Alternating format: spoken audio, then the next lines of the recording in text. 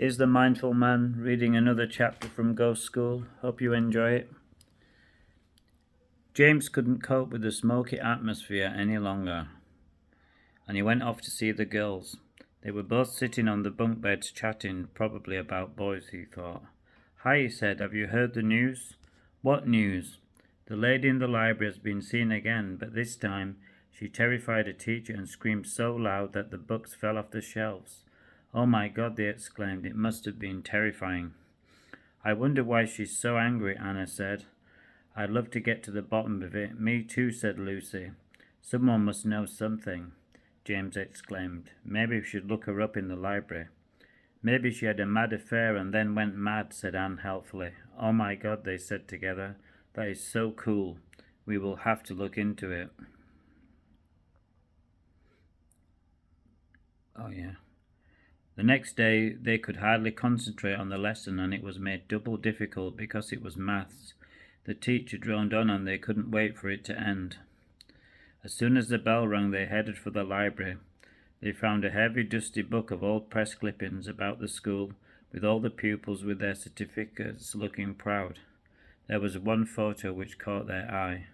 The old librarian was looking very young, and standing next to her was a serious-looking man with a glint in his eye. He was dressed in a white uniform, looking a bit like a butcher, they thought. It took them a while to realize that he was the science teacher, and by the smile on his face, he definitely had the hots for the librarian. They quickly leafed through more of the book, and near the end there was a sad piece about her. She had sadly passed away in unusual circumstances. Now you may think, how can someone pass away when they are already dead?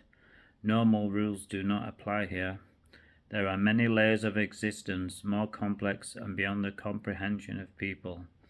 Turning more pages, they were stunned to find the next entry. "Librarian poisoned." There was a photograph of her laid in bed with a yellow complexion. They kept flicking until they came to "Teacher arrested for murder." "Wow," they said. There was a faded-looking photo of the culprit with his head down and being handcuffed away. "So that's why she's so angry," said Lucy. "I bet she was in love too," replied Anne. James couldn't think of anything to say, so he thought a serious frown would do the trick. "I wonder what happened to the culprit," said Anne.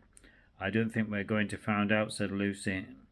"Anything outside the school grounds is out of bounds." They were stressed by the day's events, so James suggested going for a jog. The girls got changed and were ready in a flash. James wore a white vest and tight shorts, showing off his athletic physique. He set off at a fast pace, with the girls puffing and panting behind him, trying to keep up. The grass was damp, so they had to be careful not to slip up. James made a detour and headed for the woods at the edge of the playing fields. The girls looked surprised but carried on regardless. "Don't worry," said James without looking back. "It's an adventure." The fallen branches snapped underneath them as they followed him into the woods. It was tough going, and one could easily trip and hurt oneself. James bounded over the logs and brambles like a gazelle, and the girls were getting irritated trying to keep up with him. Further and further they went into the woods, and the woods grew darker. An owl hooted and the girls giggled nervously. "Hey, let's stop for a rest," Anne shouted.